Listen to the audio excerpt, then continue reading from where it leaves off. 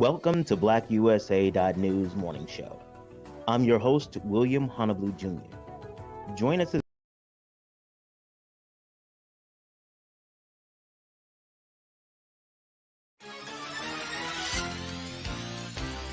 Welcome to BlackUSA.news morning show.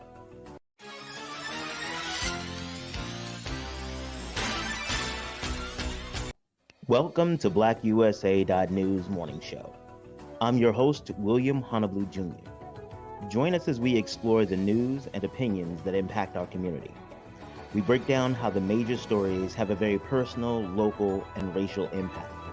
No topic is off limits, but even if the conversation gets rough, we're always going to keep it real.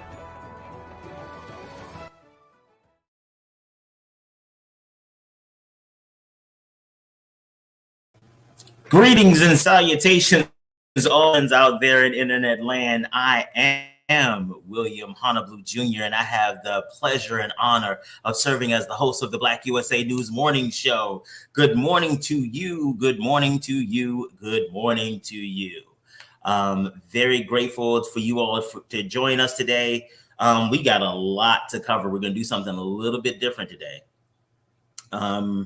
We are going to talk through what's been going on in the week because it has been a really interesting week, and we've covered it a lot of it on the show, and we covered a lot of it with some of our guests, but we are going to get in it today. First and foremost, big ups to the team. Big up to Grace Awaka, my personal assistant, that she has been doing a great job of keeping me straight, making sure that we stay on board, keeping up with all of the stuff that's going on. And big up to the super producer, Kyle Crazy Horse Morgan. Having a team, making the team working, that's a beautiful thing. Take a look at the bottom of the screen. You see that you can be a guest on Black USA News. You absolutely can. So this is what you do to be a guest on Black USA News. I'm trying to get my whole situation structured here. I'm sorry, ladies and gentlemen. This link at the bottom, https bit.ly 334. You know what? I'm just going to put that in the chat. I'm going to put it in the chat so you all can get it as well.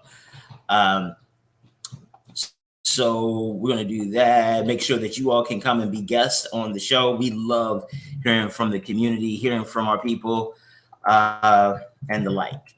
I'm sitting here looking at the list because literally, well, I'm not going to jump into it. I'm not going to jump into it yet. Not going to jump into it yet because there's some stuff we need to talk about. I get the show notes. Let me see. Make sure that we need to talk about all the stuff we need to talk about before we get into it, because there's been a lot to get into. First and foremost, want to say big up to Breadcoin. Again, so wonderful to have a partner who really understands the need to invest in people and understand why we do it. And doesn't require an individual to give up their dignity in order to get help. One of the things that is important about Breadcoin is that they take your donation and they put that donation in the value on a coin. Those coins are accepted by local caterers and restaurants. And when people go to those restaurants, each coin right now has a value of $2.50. When they go to the restaurant and they pay, nobody knows what they're paying with. Nobody knows that they may be homeless or that they may be food insecure or what have you. They get to eat with dignity. It is amazing thing. So if you want to get some more information, if you want to partner with a wonderful organization that really understands the community and works with the community to address issues of hunger, each coin right now that happened. I'm sorry, that's the monitor popped off in the background. So if you want to partner with an organization or just to get more information about an organization that's really doing the damn thing, make sure you look up breadcoin.org. Also, don't forget that Maryland elections are coming up. It is a critical time, as we'll talk about a little bit more today. It is very important that we get out there and vote, because there is a lot that's going on and people are trying to take your vote. In Maryland, voter registration deadline for the primary is June 28th, so that's already passed. And you have up till July 12th to get a mail-in ballot, to request a mail-in ballot. But your mail-in ballot should have already been sent to you if you live in Maryland, so check on that. The vote by mail, you can start, I believe it's the 12th, the 12th.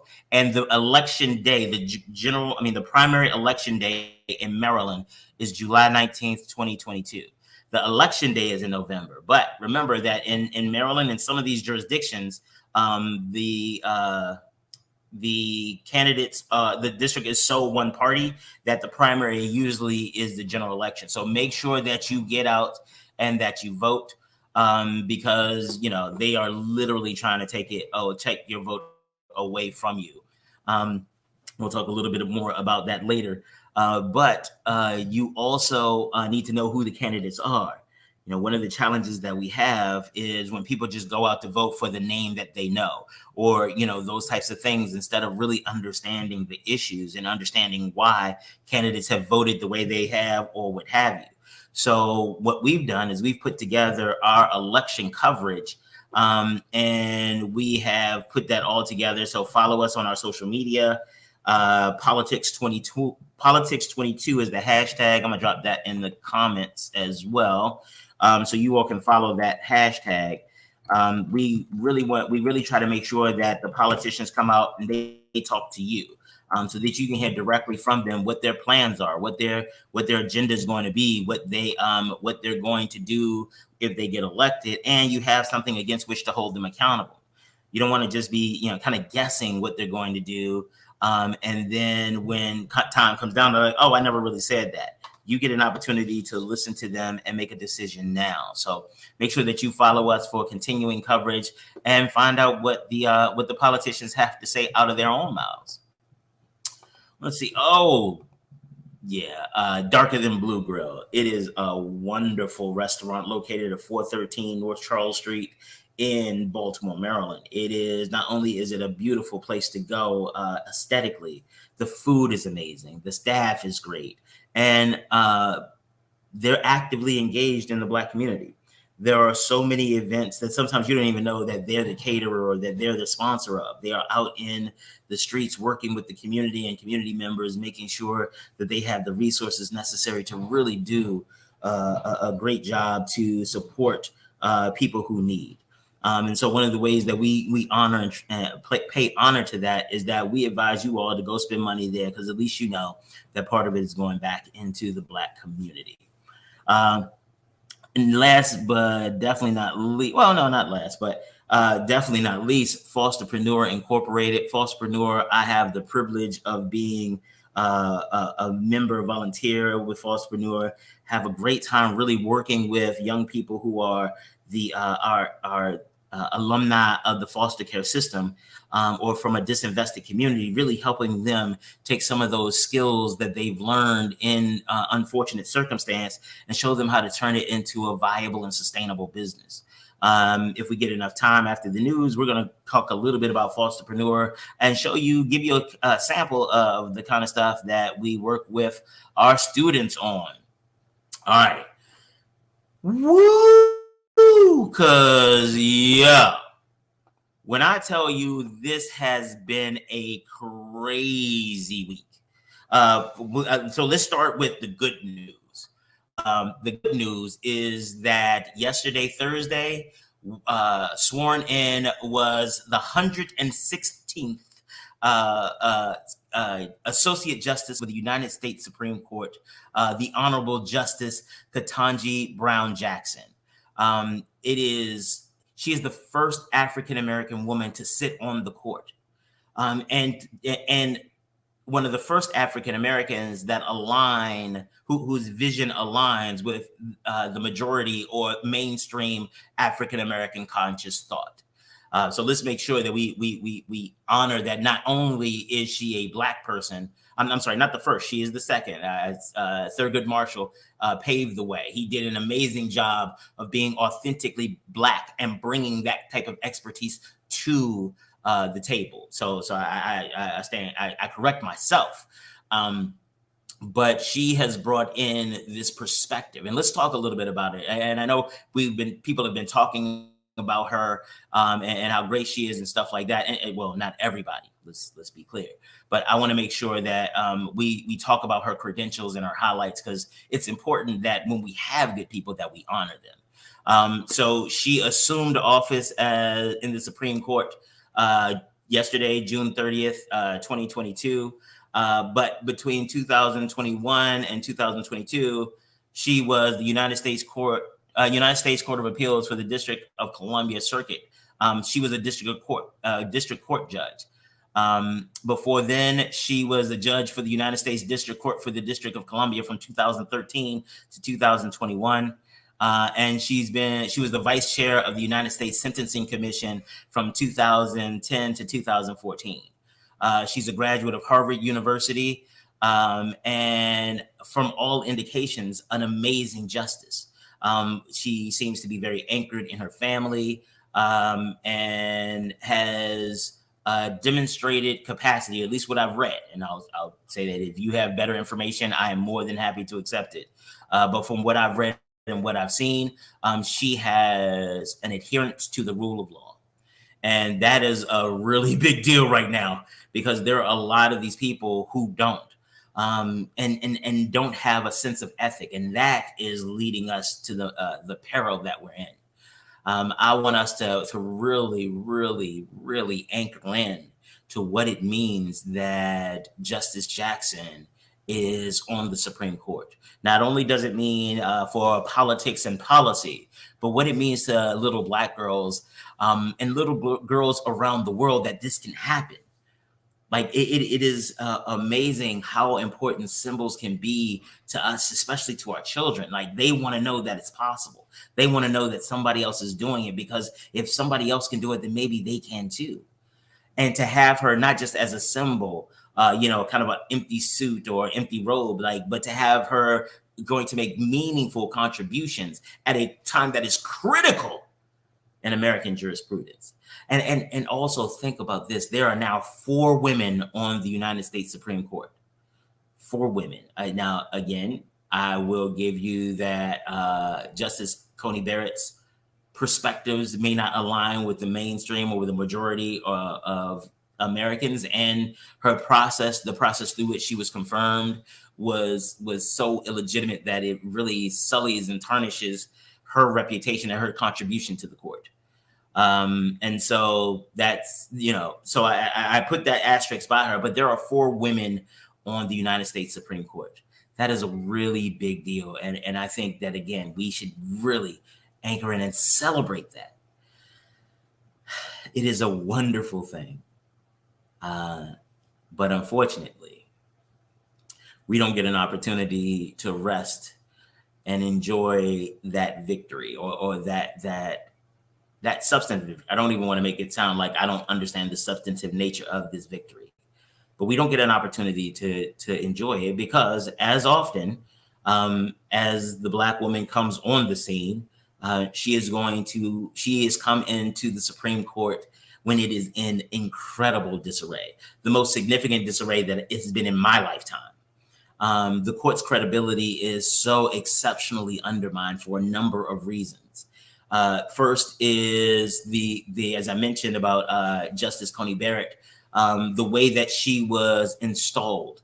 It was under some of the most the saddest circumstances. Well, aside from the admission of Justice Brett Kavanaugh, none of these individuals were approved or were supported by any bar association. I'm sorry, can't say any, but none of the larger bar associations that normally help guide and inform this type of thing, the selection of Supreme Court justices.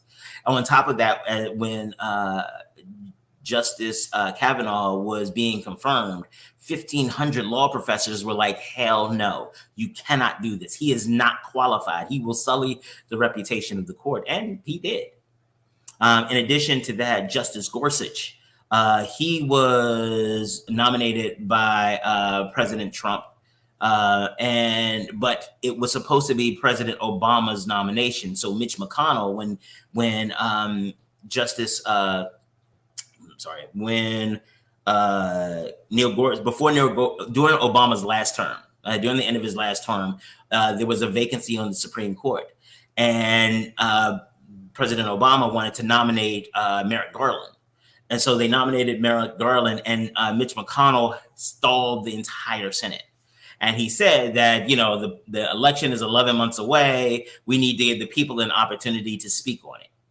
So that justice, the Gorsuch seat, should probably go to Merrick Garland, or to at least to a Obama appointee. And so you have Gorsuch, who was literally political wheeling and dealing, got him on the court. Then you have Brett Kavanaugh, who just political rush job went through, and in the midst of incredible scandal, he was accused of sexual assault. He was he ended up, like, as a Supreme Court nominee, ended up yelling and crying and blaming Hillary Clinton for a hit job. Like, he went all off and started crying at the hearing, and that's the person they elevated to the Supreme Court. So you have those two people. You have Amy Coney Barrett, Justice Coney Barrett. You have a situation where she, so remember the Gorsuch seat, Mitch McConnell said they couldn't do that because the election was coming too close. It was 11 months away, and that was too much. It wouldn't make it political, blah, blah, blah. The election had started, and they rammed Amy Coney Barrett through. So again, now she reaches, and again, they did not know, there's no support from large bar associations or legal scholars that supported Amy Coney Barrett's appointment to the court. So what does that mean? That now you have these three people who are suspect, right? So that's a third of the court is suspect off the break. And again, not saying that they have done anything necessarily just yet, or anything, or that they would, that would dishonor the court in their roles. Well, let me take that back. I just lied. They did. That we're going to get to that in a second. So you have this court that is in crisis as far as the reputation. But then on top of that, there's a whole other thing that causes a cloud to be put over the Supreme Court. So Clarence Thomas, his wife, Ginny Thomas, has been directly implicated in the January 6th insurrection. She was at the speech. She was going back and forth about developing a plan to transfer electors to Trump from Biden. She was actively engaged, and she's married to a Supreme Court justice. She made references that she was going to get her best friend involved. And she and Justice Thomas have consistently called each other their best friends. Like it is amazing, like the level of engagement that they have. And so that's one thing. So that's scandal enough. But wait, there's more. There was a case where there was a case that came before the Supreme Court. When Trump was throwing all this stuff at the courts, trying to figure out just one theory that he could get to flip an election. So what happened was that there was this case that came before the court, and out of all 9 justices, Clarence Thomas was the only one who voted against it. And it was one of those things that now we realize his wife could have been implicated in the whole thing. He should have recused himself. Even if he didn't necessarily disclose why he recused himself, he should have recused himself. Because not only was your wife potentially involved, but it's weird how you're the only justice out of even the brand new, the 3 brand new ones. You were the only one who was like, oh, nah, let's go ahead and consider this. That looks fishy. So we have Justice Ketanji Brown Jackson, who's coming to the court and in a way, some of the responsibility of just giving its credibility back is falling on her shoulders. Because of one, let's not pretend we know that as a Black woman, all of her decisions are going to be scrutinized even more. We understand that is part of the nature of the American experience. We get that as a Black woman in America, they're going to blame most of it on her, especially because she just got there. So that's one thing. But additionally, she has to carry herself in a way that actually brings credibility or brings stability to the court. Again, Black women show up and have to save everybody. So that is the structure of the court now. Some of the challenging things that the courts are going through. That is what's happening. So what do these, hey, Rico in the house, how's it going, sir? So what happens next? So we talk about the issues that Justice Brown Jackson is going to have to deal with the credibility of the court and some of these incredible decisions that are coming down the pike. Now, the decisions are going to be even worse to deal with than under normal circumstances. Why? Because white supremacists have become emboldened because of a lot of what's happening in with a lot of what's been happening in the United States, because they're now able to be armed. So let's talk about some of the recent Supreme Court decisions. The Supreme Court struck down a law in New York that managed the concealed carry, the ability to carry a concealed weapon on you. The Supreme Court has said, no, that's not cool. The New York can't do that, and has struck it down. So what has happened? Even in the midst of Uvalde, even in the midst of Buffalo, even in the midst of making some incremental progress on gun legislation, the Supreme Court has been like, whoop, whoop, whoop, let me throw a monkey wrench in that.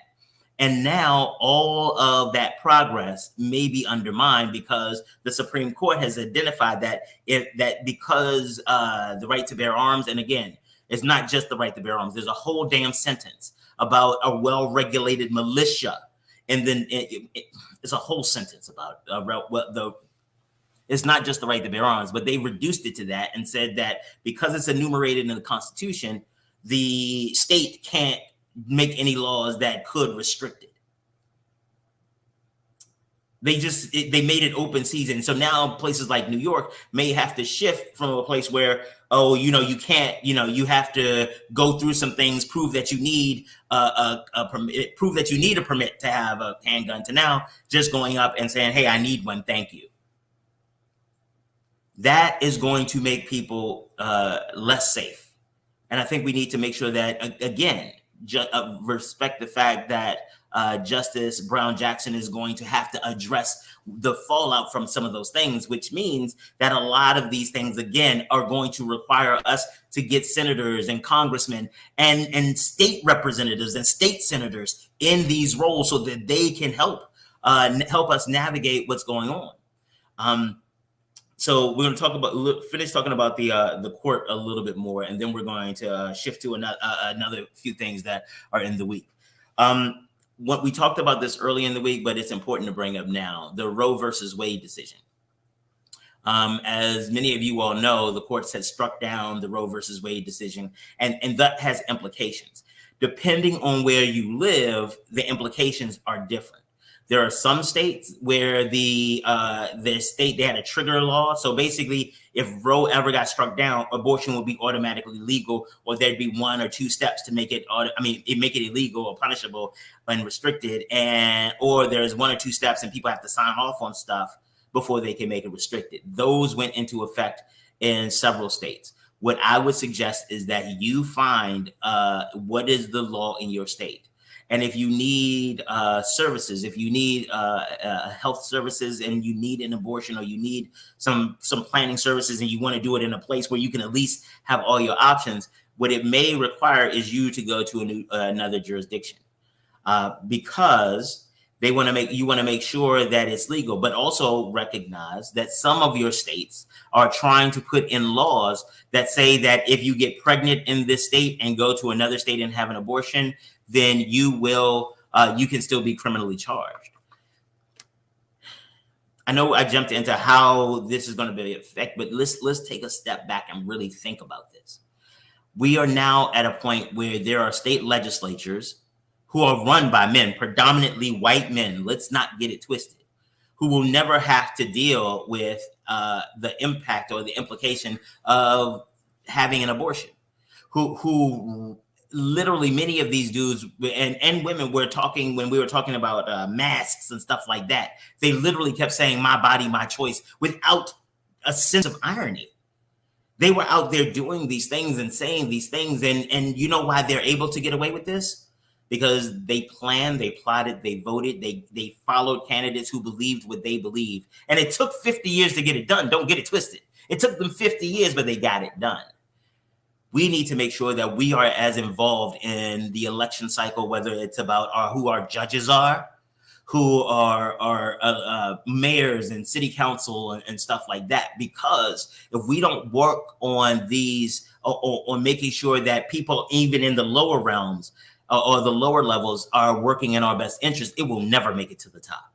A lot of people get interested in the presidential election, or, I work for this administration or not. But guess what? The president started someplace, except Trump. Trump started in trash business, but most of them started someplace. They go through the process. And also think about it this way, that a lot of these laws that are most adversely affecting people, even once they reach the Supreme Court, started at the state or local level. So making sure that you're getting out there to vote, making sure you understand what you need to do to vote. And let me make sure I give you all the link to election information in Maryland. Thank you for reminding me about that. Let me put this in the chat. All right, so this is where you can go to get information about elections in Maryland. I just thought I should put that up right there. So we need to make sure that we are going out and voting and getting people elected and know what they stand for. Because in some places, like using Brett Kavanaugh as an example, they talked to him beforehand and looked at his decisions and things like that, and they knew that he was against Roe. In addition to the Roe decision, while that is a landmark decision, they are planning to take Roe further. So the 14th Amendment provides, says, people will not lose life, liberty, pursuit of happiness without due process of law. And so they have created the right to privacy and some of these unenumerated rights, meaning that the Constitution didn't specifically say, hey, you have the right to contraception, or you have the right to marry who you want. The Constitution didn't say that, but that's part of life, liberty, and pursuit of happiness. So what the Roe decision has said is that, hey, that's no longer relevant. That was wrong when they decided in 1973, and it's wrong now. So they took all of that away. And what it also means is that Clarence Thomas has tipped their hand even further. One of the things that he put in his decision is like, hey, well, since we're striking down Roe versus Wade, you know what? We should also look at cases around contraception. We should look at cases around same-sex marriage. We should look at cases around sodomy. Now, interestingly, one of the cases that was decided on the due process clause, the 14th Amendment, is Loving versus Virginia. And in Loving versus Virginia, it struck down and identified an unenumerated right. I'm sorry, one that wasn't listed, the right to marry whomever you want in that Black and white people, interracial marriage. They struck down a Virginia law that said interracial marriage was illegal. Did I mention that Clarence Thomas' wife Jenny is white? So let me make sure I understand. In striking down women's rights, you concur with that. But in your concurrence, you say, we don't go far enough. Let's strike down contraception. Let's strike down same-sex marriage. Let's strike down laws designed to oppress gay and LGBTQ community in the privacy of their homes. Let's strike all those down. But, don't worry about the whole interracial one. That's cool. Don't worry about it. But just as he wanted to take it that far, there are other Republicans who want to take it even further. Watch this. Senator John Cornyn out of Texas, he tweeted, why don't we, now that they've struck down Roe, he wants them to strike down Brown versus the Board of Education and reinstate Plessy versus Ferguson. Now, those cases may sound familiar. And your reflex, if you've heard of either one of them, your reflex is striking them down is like, whoa, what? Especially if you're watching BlackUSA.news. You're like, what is that? Why would we do that? I know that has something to do with civil rights. Yeah. So Plessy versus Ferguson was the case that said separate but equal is okay. Brown versus the Board of Education was the case that said, no, it's not. And it was based in this concept of due process. So if you are going to strike down Roe, which was based in due process, and take a much more restricted look at what due process should be, if you're going to do that, that means that you, by definition, the strength of the law that supports all of these other rights is now more tenuous. It's scarier now because we don't know if they can just turn that around. We can't plan our lives. There's literally a doctor. I saw this story. A doctor in a southern state. I want to say Mississippi, who was talking about, or was it Alabama? I get those two confused sometimes. But it was talking about how he had a patient who had an ectopic pregnancy, and he was no longer. And so, an ectopic pregnancy is where the egg fertilizes outside of the womb, which means that, or in the fallopian tube, which means that if it keeps growing, it will kill the mother. And he was in a position where he was not able to do the procedure. Why? Because the law was unclear. And so, and it was an ongoing story. So I don't know the outcome. Hopefully, I'll be able to catch it and they've resolved it. I'll be able to find the follow up. Hopefully, they did a follow up to that story. But so she was there in pain and may die in a place that could save her because the law just took all the rights away. There's no, every state now has to go back and decide it for itself, and that's problematic. That is problematic because these are people's rights. So if you think that this only applies to abortion and it not me, blah, blah, blah, be very careful because it will. They are already talking about it. And these are leaders in the political movement.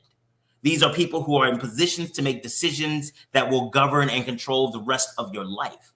They are saying, take your rights away. That's what is happening right now. That is not theoretical. That's not something that could happen one day, right now. So again, make sure that you get out there, that you vote, that you stay engaged, because if you don't, it's not going to go well for any of us. Talking about this, one candidate, Mary Miller from the 15th district in Illinois. After the Roe decision, she immediately, I think the next couple of days, she was at a rally with Donald Trump, who came there to support her. And as she was talking, she said, President Trump, thank you for, because of you, the justices were in place to overturn Roe. Thank you for thank you for victories for white life. That's what the key phrase. Thank you for victories for white life. And she says that she made an error, but I don't really believe it because at one of her previous speeches, she talked about, Hitler was right about at least right about one thing. Anytime you evoke the name of Hitler in a positive way and then later on say something that's really racial or racist, I'm going to go with the link between those. But let's say that she didn't mean it. Let's say it was a slip of the tongue that she didn't mean at all. The crowd still clapped, except for a few people. It's so funny. The few people behind the stage, they always have blacks for Trump there. If you look at the clip, you notice that they weren't really they're like, but the rest of the time, yay, white life! Like they clapped for that. Donald Trump didn't correct that. So even if you believe that it was a mistake, even if you believe it was a slip of the tongue, the crowd clapped. Even if she didn't mean it, they did. That's the thing. That is why elections are important. Lauren Boebert, a representative out of Colorado who is batshit crazy, she went when she won her primary, she went on stage and started talking about how the problem with America is that God should run the government, not the government should run God. And she said, that's in the Constitution. It's not. It literally the opposite is in the Constitution. It literally says the opposite. But she is an elected member of Congress who votes on things and influences policy nationwide, who believes that the document that she has sworn an oath to protect and uphold, she does not even know what it says. And apparently nobody cares. She did this in a speech when she won her primary. That was part of her victory speech. So making sure you know what's going on because it's real out here. Talk about some of the things that have happened with with things being weird, very weird. This last January 6th hearing, my God, let me tell you what had happened was. So it was a surprise hearing. So, on Tuesday, they're like, yo, everybody, we're going to have this hearing on Wednesday. And to the point that they're on break right now. They're on recess. So what happened is like some of them were still at home. They had gone back to their districts and like, yo, y'all got to get back here right now. We're going to do this tomorrow. So everybody's flying in and like the news is buzzing like, yo, what's going on? Who's going to be talking? They were like, I don't know who's going to be talking. Like nobody knew it. Like when I tell you some of the members, senior staff people were like, we have no idea what's going on. Like we don't know nothing. And it was amazing that they were able to keep it hush hush. So who it was live testimony from this woman named Cassidy Hutchinson. You had Trump, his chief of staff is Mark Meadows, and she was his assistant, like right-hand assistant. Not let me take notes, but like in meetings, helping make decisions, representing the administration among Congress people and other places. Like she was in the mix. So it was weird because there had already been some testimony. She had apparently met with them for like 20 some hours in like 4 or 5 depositions. They had already talked to her. So I'm like, this is weird. Okay. But, I'm watching it because I love the January 6th show. That joint is wonderful. It's like written by Shonda Rhimes. Okay. So Cassidy Hutchinson comes out and they lay the groundwork about how into the White House she was, what she was involved in, and those types of things. It's like, okay. All right. So I'm like, okay, building up. I see the story developing. She is an insider. She voted for Trump. She supported the policies. Literally up until, January 2021, she was a proud member of the Trump administration. I mean, granted, I don't understand how you can still be proud after all the other stuff he did, but she was still a proud member up until January. So it was like, okay, that's cool. And then they started making references to other people's testimony and showing stuff that showed that Mark Meadows, like he was he couldn't be trusted. Like, so they had her indicating that, and it's other people's testimony. Like he would tell one group of people one thing and then go tell another group of people something else. And so I was like, oh, so is this a whole hearing to bash Mark Meadows? Okay. Then it got good. Let me tell you what happened was. So first she starts, after they make that initial introduction, they start showing these clips from the day of, like police dispatch information, talking to people. Come to find out, and some of it is weird because at a level I thought I knew this to be true, but apparently everybody didn't, and I assumed it to be true. But apparently everybody else was waiting for the facts. I don't understand why. They went through the list of the weapons that they saw in the crowd. They saw people with an AR-15, and so in DC that is highly illegal. You cannot carry one. I don't even know if you can have a rifle like that in DC. And 2, you damn sure can't open carry it, especially without a permit. So that was a problem off the break as well.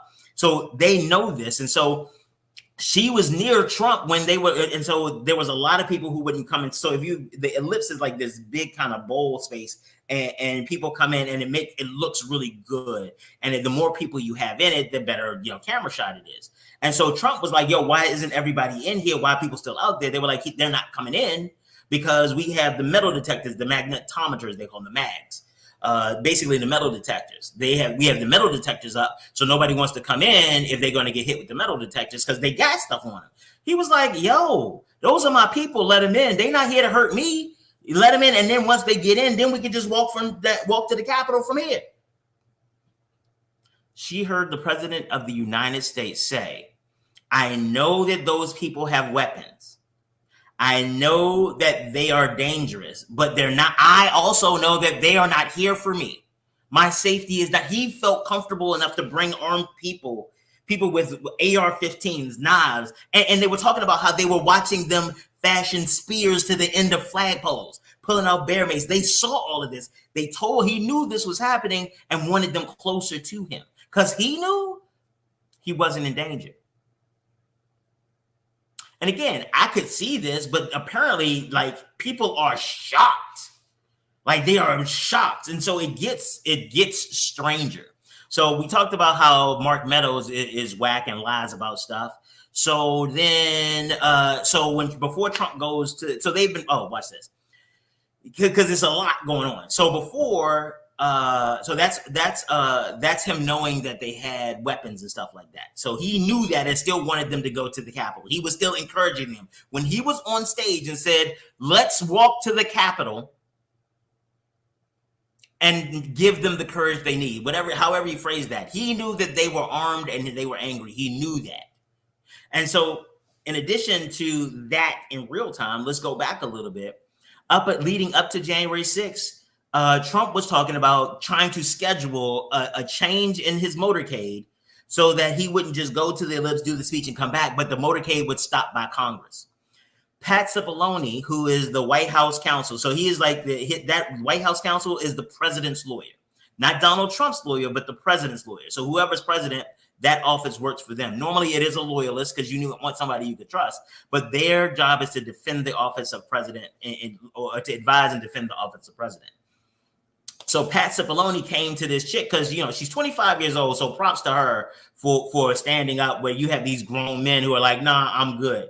Mike Pence hasn't come to give any statements, but this 25-year-old is putting her whole career on it. And honestly, I think her career is going to take off because at least in patriotic circles, real patriots, not these people who just want their way, she's going to be highlighted just like Liz Cheney is going to be. So I really do see that she's going to be this new next generation of Republican female leadership, which hopefully will help that party along. Because right now, the old white dudes are not doing it.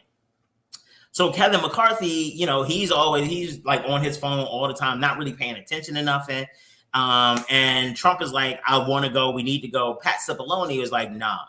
And then he rolls up on Cassidy Hutchinson is like, look, make sure he does not go to the Capitol. She had been in contact with Kevin McCarthy, leader of the House of Representatives, leader of the Republicans of the House of Representatives. And they had negotiated, he is not coming down. He is not coming down.